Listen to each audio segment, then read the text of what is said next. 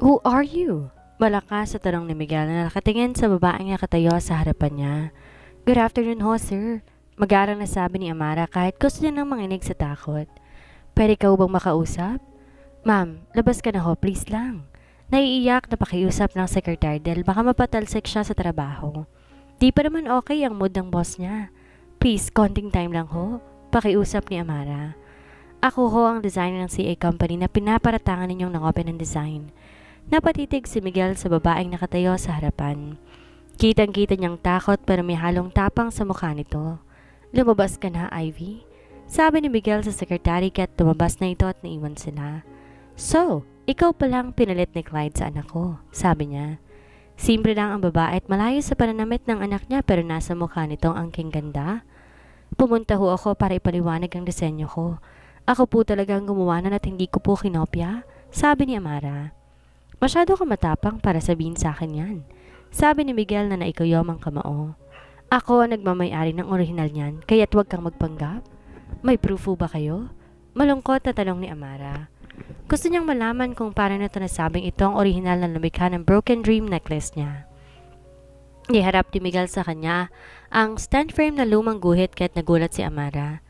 Paano napunta sa inyo ang gawa ko? Tanong niya. Gawa mo? Ulit ni Miguel na gustong matawa. Sinasabi mo bang nangungopia lang ang nagbigay sa akin yan? It was my design ho. Nandiyan ang signature ko, AS po. Sabi ni Amara na lumapit sa lumang ginuhit. AS? Amara Segovia po. Sagot ni Amara kahit napakunot ang noo ni Miguel. Regalo yan ng nanay ko nung nabubuhay pa siya, pero apelido ho niyang gamit ko sa mga ginuguhit ko dahil yun ho ang pangarap niya. Segovia? Ulit ni Miguel at napasulap kay Amara. Ano mo si Anita? Tanong niya na madaing nakatitig sa babaeng nasa harapan. Ang kilos ito, ang facial expression at pangangatawan, nagpapaalala sa kanya sa isang babaeng hindi niya makakalimutan. Mama ko ho siya. Kung galit po kayo sa akin, wag po niyong idadamay si Clyde. Ako na lang po ang kasuhan niyo at wag ang kumpanya niya. Lumabas ka na. Mahinang wika ni Miguel kaya't napapikit si Amara at saka lumabas ng opisina. Lumapit si Miguel sa larawan at masuyong hinaplos to sabay ng pagunita sa nakaraan. Flashback. Anong ginagawa mo dito? Tanong ni Miguel na makitang nakaupo si Anita sa tapat ng gate nila. Hi! Tipid na bati ni Anita. Okay ka lang? Napansin kasi niya na ang putla ni Anita. Ilang taon na silang di nagkita kahit nanibago siya sa kapayatan nito. Pumayat ka. Di ka ba inaalagaan ng asawa mo? Happy birthday! Bati ni Anita at nginitian siya. Belated din, ani Miguel. Di mo pa pala nalimutan? Sabi ni Anita sabay abot ng dalang papel sa kanya. Ano na naman to? Regalo ko. Sagot ni Anita kaya't napatingin si Miguel sa nakaguhit. Di ka pa rin ba sumusuko sa pagiging designer mo? Kung sa bagay, malaki-laki rin palang perang nakuha mo. Sabi niya na may halong panginsulto pero di niya nakitaan ng pagsisisi si Anita. Di na ako tatagal. Baka ito na ang huli nating pagkikita kaya ingatan mo yan. Bakit? Mamamatay ka na ba? Biro ni Miguel. Ipangako mo sa akin, Miguel, na kapag dumating ang araw, gawin mong makatotohanan ng disenyong yan? Naruluhang pakiusap ni Anita. Simpleng disenyo lang to. Hindi ako kikita rito. Pagsasinungaling ni Miguel. Please, pakiusap ni Anita. Kapag dumating ang araw na magawa mo yan, saka mo makikita ang katotohanan ng tunay niyang halaga at kahulugan? Anita! Tawag niya nang umalis to para umalis na. Sumama ka sa akin. Kaya kitang buhayin at protektahan? Pakiusap niya. Magkano bang kailangan mo? Ibibigay ko. May asawa at anak ka na, Miguel, at kasal kayo. Kaya asikasuhin mo na sila? Nakangiting sabi ni Anita. Maunawaan ako ni... Ayoko maging anay sa pamumuhay ninyo, Miguel. Saling pusa lang ako. Pakingi ng tawad sa mag-ina mo, hindi ko alam na pamilyado ka na bago pa kita nakilala. Sabi ni Anita at tinalikuran si Miguel. 1,000,000 lang ba ang halaga ko sa buhay mo? Malungkot na tanong ni Miguel pero di niya narinig ang kasagutan. Kinuha ni Miguel ang telepono at tinawagan na security. Ang babaeng kakalabas lang ng opisina ko. Sabi niya, huwag niyo siyang palalabasin ng kusali hanggat di ko sinasabi. Utos niya at saka ibinaba. Napapikit siya at naupo sa swivel chair. Posible kayang di siya nakunan at buhay ang anak namin? Bulong niya tinawag ang assistant. Boss, pakibigay ng impormasyon ng asawa ni Clyde sa akin. Yes, boss? Sabi nito at umalis na. Kakausapin ko si Tito Miguel. Sabi ni Clyde nang malamang di pa umuwi si Amara at dinala daw to sa rest house ng mga Balenciaga sa Tagaytay. Wag! Pagpigil ni Larry. Masyado pang mainit si Miguel ngayon. Ako ang kakausap. Sabi ni Christina dahil hindi sinasagot ni Miguel ang mga tawag niya. Bakit pa kasi siya pumunta ron? Kapag may nangyaring masama sa apo ko, hindi ko talaga siya aatrasan. Clyde! Tawag ni Manuel sa anak na lumabas. Huwag kang sumugod mag-isa. Mas mabuting patay na lang niya ako kaysa asawa kong mananagot ng lahat. Hintayin mo kami, sabi ni Christina kahit lahat sila'y sumama at sa isang van sumakay. Larry, iligtas natin si Amara. Baka mapahanong anak natin. Naiiyak na pakiusap ni Ami habang lula na sila ng sasakyan. Anak? Ulit ni Christina. Don't tell me... No. Agad natanggi ni Larry na mabasang isip ni Christina. Hindi ko siya anak. Pero nakita mo naman ang DNA, hindi ba? Giit ni Ami. Babe, please, not now. Ano pa bang patunay na hinahanap mo, Larry? She's not my daughter, Ami. Walang nangyari sa amin ni Anita, okay? Kaya't imposible ang sinasabi mong anak ko siya. Giit ni Larry kaya't natahimik si Ami. Stop faking the result kasi gusto mo lang na maging anak siya. You cannot own her. May sarili siyang identity, Ami. Natahimik silang lahat. What are you talking about? Naguguluhang tanong ni Clyde. Si Tito Armando ang ama ni Amara? Kung 27 na si Amara, malabong anak siya ni Armando, sabi ni Christina. Anong ibig mong sabihin, Mom? She is my personal designer. My best friend, kaya't malamang mabuntis siya sa iba dahil ng panahong yon, buntis na siya sa anak nila ni Miguel? Sabi ni Christina at inalalang huli nilang pagkikita ni Anita. Flashback. Anita! Humahangos na sabi niya nang pumasok sa bar. Umiinom si Anita ng alak at namumula na magkabilang pisngi. Hey, tama na.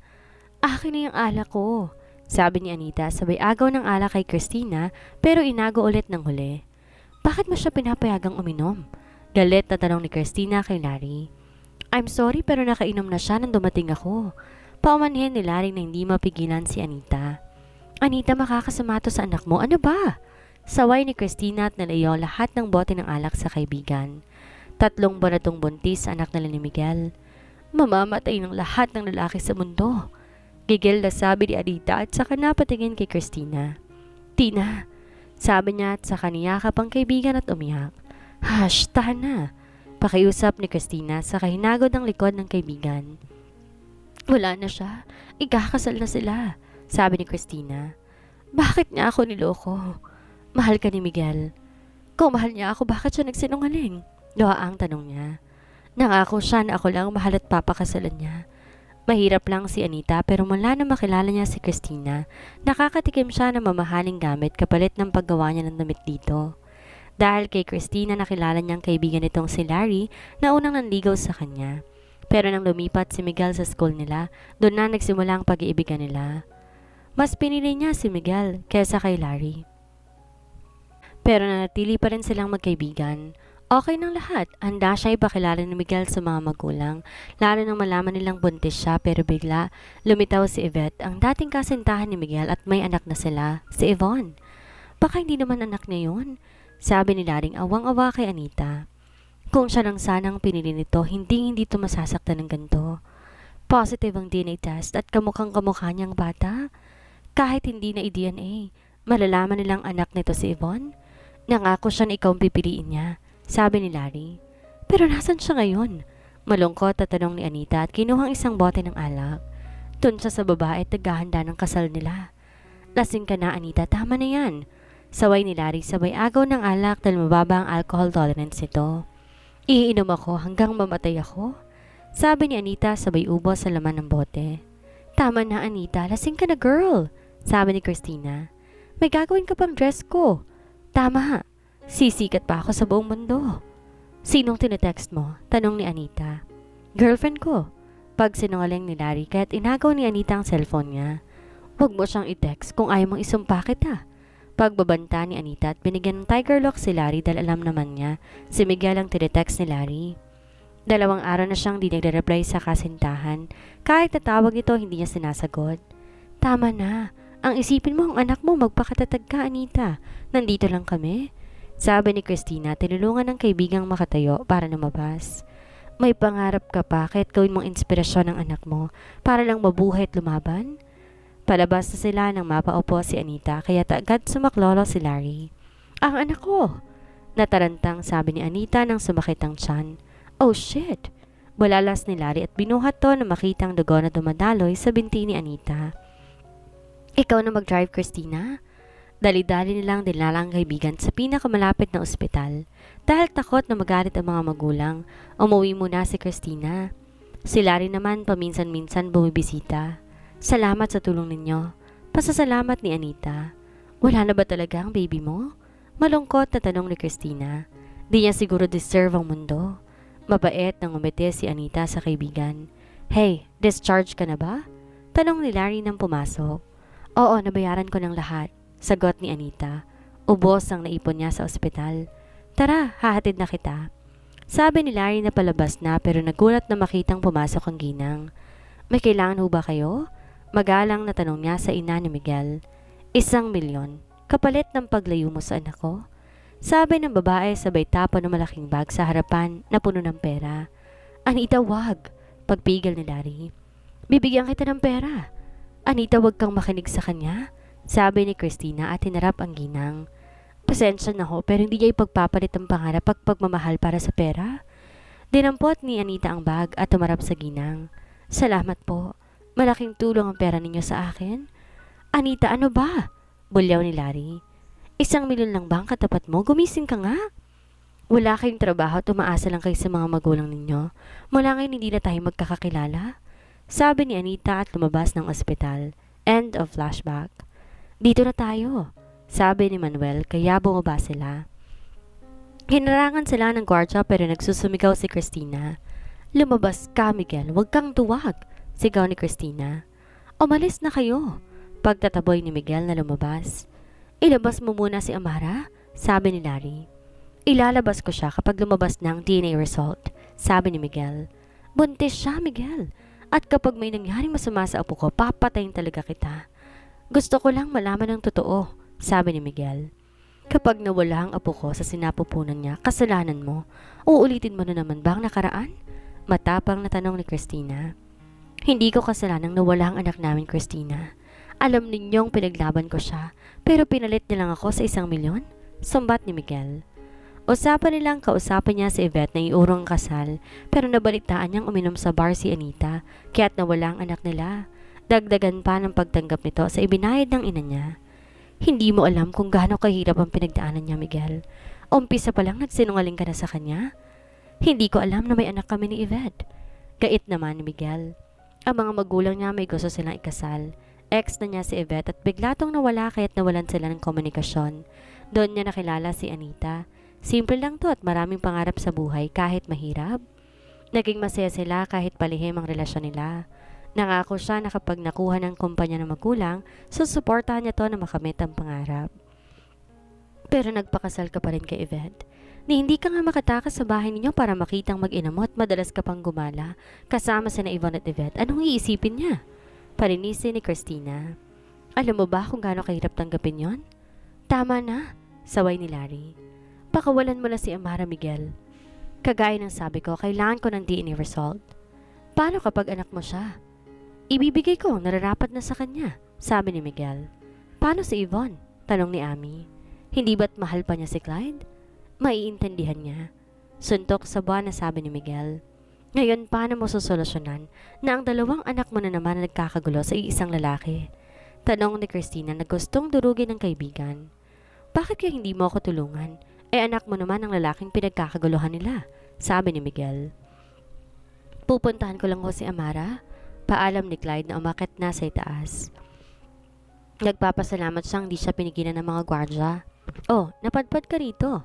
Tanong ni Yvonne na makasalubong siya. Saan ang kwarto ng asawa ko? Asawa? Shame on you. Buntis si Amara kaya please wag mo siyang sasaktan. Pakiusap niya. Ouch! Hurt ako. Yung mahal ko nakikiusap sa akin wag saktan ng mahal niyang iba. Buntis na pala siya. Malandi talaga. Bago pa man maging kami, nagmahal ka na ng iba, Yvonne. Matagal na tayong wala. Ba't ka pumayag ma-engage sa akin? Ilang beses kong sinabing ayaw ko. Ikaw lang tong pilit ng pilit. Kapal mo ha? Gigil na sabi ni Yvonne. Guard, wag mong papasukin ang lokong to sa asawa niya. Yvonne, Tinawag ni Clyde pero hinarangan siya ng 3 gwardya. Huwag kang manlaban kung gusto mo pang makitang mag-ina mo, sabi ni Yvonne. Papasukin ninyo siya. Sabi ni Miguel na lumapit sa kanila kaya't nagbigay daan ng mga ito. Dad! Ines na wika ni Yvonne. Tingnan mo nga ang asawa ko sa loob. Sabi ni Miguel kaya't agad tumalima si Clyde para makita ang asawa. Dad, bakit mo siya pinapasok? Kailangan siya ni Amara, Yvonne. Buntis ang kapatid mo kaya't bawal siyang ma-stress. What? Bulalas ni Amara. Kapatid? Kaya nandito siya dahil hinihintay ko pang result naming dalawa. Oh my gosh! Di makapaniwalang bulalas ni Yvonne. You cheated on us? Iha! Ani Miguel nahawakan sanang kamay ng anak pero lumayo itong tila diring-diri sa kanya. What the heck, Dad? Ang tagal mo na kaming niloko? No, mahal ko kayo ng mommy mo. Oo, minahal niya si Anita ng sobra pero nung ikasal sila ng Yvette at nagsama sa isang bahay, natutuhan niyang mahalin ulit ang asawa. Unfair naman talaga siya dahil kahit mahal na niya si Yvette, di pa rin niya malimutan si Anita hanggang ngayon kaya inilaunch niya ang necklace nito. Don't tell me. Siya talagang may-ari ng design kaya't iniurong mo ang kaso at di ka na nagpa-press con. I'm sorry. Paumanhin ni Miguel. I hate you, Dad. Sigaw ni Yvonne at nagwala sa harapan ng ama. Bakit siya pa? Bakit sa lahat ng tao siya pang bastarda mo na umagaw sa lalaking mahal ko? Anong kailangan mo? Tanong ni Amara nang pumasok si Yvonne. Gusto ko nang umuwi. Napahaplo siya sa sinapupunan para protektahan sa kung sino man ang mananakit dito. Kamusta ang buhay mga agaw? Wala akong inagaw. Tangge ni Amara. Wala na kayo ni Clyde bago pa man naging kami. Ah, ang lakas din ng loob mo para lumaban sa akin, no? Pasensya na pero nagsasabi lang ako ng totoo. Ang kapal ng... Tinaas ni Yvonne ang kanang kamay para sana sampalan si Amara pero nabitin sa ereng kamay tinikom ang kamao para pakalmahin ang sarili. Nakaswero si Amara at bawal daw tong ma-stress dahil baka mapanong sanggol. Pasalamat ka, buntis ka. Gusto ko nang umuwi. Naguguluhan siya sa nangyayari. Pinapayagan nilang pumasok si Clyde pero 1 oras lang. Ayaw naman sabihin ng asawa ko nung nangyayari sa labas.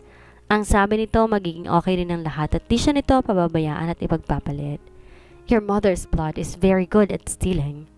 Nakataas ang kanang kilay na sabi ni Yvonne. Walang ninakaw ang nanay ko. Sabi ni Amara pero nagulat nang ihagis ni Yvonne ang puting folder sa mukha niya. Ano to? Tanong niya at saka binuksan ang folder. Naguguluhan siya sa nakasulat dito. Basta't ang nakita lang niya sa papel, DNA test report. Napatingin siya sa baba ng papel. Probability of paternity, 99.9998%. Kaninong DNA ito? Tanga, ines na sabi ni Yvonne. Sa'yo at kay Daddy. Bakit? Clueless na tanong niya. We're sisters but in different mother. Gigil na sabi ni Yvonne. Nasaan bang utak mo? Pero may tatay ako. Paano magiging ama ko si Mr. Balenciaga? Fake yan, sabi ni Amara. Ang bobo mo talaga. Bulyaw ni Yvonne sabay kuha ng unan at inihagis. Di ko alam kung bakit ka nagustuhan ni Clyde kayong wala ka namang utak. Ibig sabihin isa kang bastarda ng mga Balenciaga. Hindi magsisinungaling sa akin ang nanay ko, sabi ni Amara. Wala naman siyang nakitang litrato o katibay na hindi siya anak ni Armando. Sanay na kasi siya. Huwag kang magsasalita ng di maganda sa nanay ko, mahinang sabi ni Amara. Mas matanda ako sa'yo. Imagine, yung nanay mo nakilala ng daddy natin habang ang mommy ko'y naghirap sa ibang bansa bilang single mom. Tapos pinakasalan ni daddy si mommy at muli siyang na-in-love. What if gano'n ang nangyari sa amin ni Clyde? What if nakasal kami tapos na-in-love siya sa akin ulit? Bigla na lang tumulo ang mga luha ni Amara. Samot-saring emosyon ang nararamdaman niya ngayon. Ang gulo ng utak niya para matanggap ang lahat. Magkapatid ba talaga tayo? Bulong niya at napatingin kay Yvonne. Ate ba talaga kita? Shut up! Bulyaw ni Yvonne at tinakpan ng tenga. I don't want to be your sister. I hate you. Ano to? Philippine drama na magkapatid nag-aagawan sa lalaki? Wala akong alam. Pabulong na sabi ni Amara. Kung gusto mong matanggap ng pamilya, ipaubaya mo si Clyde sa akin. Taas noong sabi ni Yvonne habang naka-cross arm. May sariling isip si Clyde para magdesisyon kung sinong pipiliin niya, sabi ni Amara. I'm sorry pero kung ate man kita, hindi ko rin ipaparaya sa'yo si Clyde. Tingnan natin kung hanggang saan ka aabot. Gagaya lang din ang kabalaran mo sa nanay mo. Sabi ni Yvonne at lumabas ng silid saka pinuntahan ng ina na nagtiti sa balkon. San ka galing? Tanong ni Yvette. Sa bastada ni Daddy. She's pregnant, sabi ni Yvette. So, I don't care. Niloko pa rin tayo ni Daddy. Iniputan ka niya sa ulo, Mom. Masama ang loob na sabi ni Yvonne. Buong akala niya perfect na silang pamilya. Namahal siya ng kanyang ama at ang mom niya lang ang minahal nito. 2 years ang relationship namin ng dad mo. Mayaman ang both family namin kahit nasusunod ang gusto namin. Kagaya ninyo, party doon, party rin dito kami. Maraming babaeng naghahabol sa dad mo at ilang beses ko siyang nahuling nag-cheat. I got pregnant. Natakot ako na hindi niya ako kayang panindigan dahil bata pa kami kaya nag-abroad ako.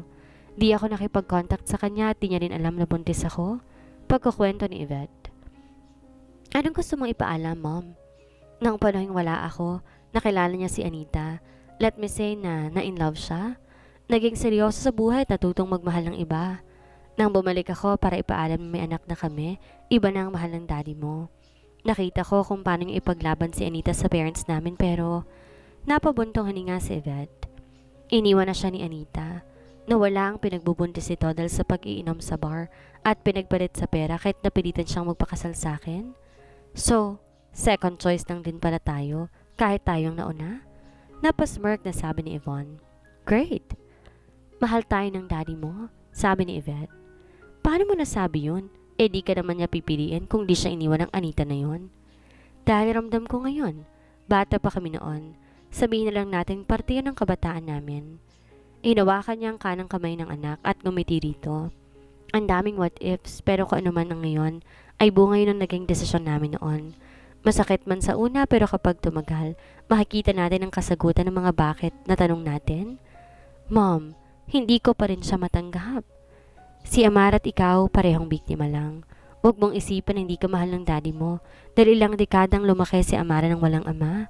She was bullied habang ikaw araw-araw nararamdaman ang pagmamahal ng daddy mo.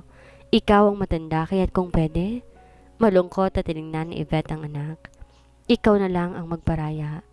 No, I can't give up, Mom. Not now. Kagaya lang siya ng mommy niya. Aagawin niyang lahat sa akin. Hinila niya ang kamay sa ina. Sa buhay natin, matuto tayong sumuko. Lalo na ako wala nang ilalaban pa, Yvonne. Bakit ka ba ganyan, Mom? Dahil mahal ko ang ama mo at tanggap ko ang nakaraan niya, sagot ni Yvette. Magkaiba tayo, Mom. Madaling sabi ni Yvonne. Mamaya na ang press con. Sabi ni Clyde habang nagbibihis na ginawa ng asawa. Di ka na ba nahihilo? Hindi na, sagot ni Amara at ngumiti kay Clyde. Nakalaya na siya. Positive ang DNA result kaya hindi na siya pinigilan pa ni Miguel sa gusto niyang mangyari. Hanggang ngayon di pa rin siya makapaniwala sa mga nangyayari sa buhay niya. Kahit si Armando humingi rin ng tawad sa kanya.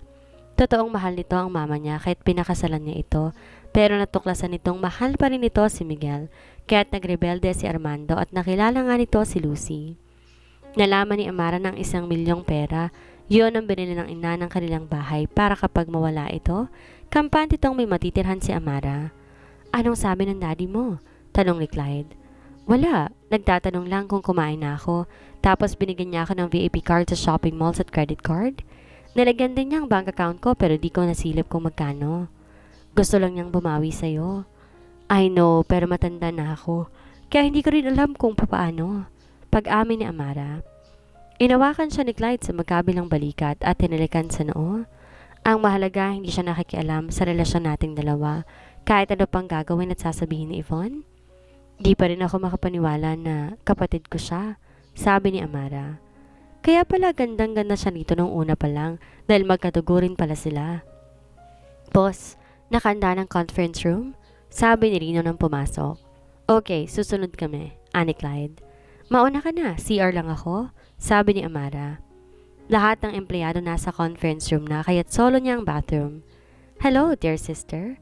Nakangiting bati ni Yvonne nang lumabas siya sa CR. May kailangan ka?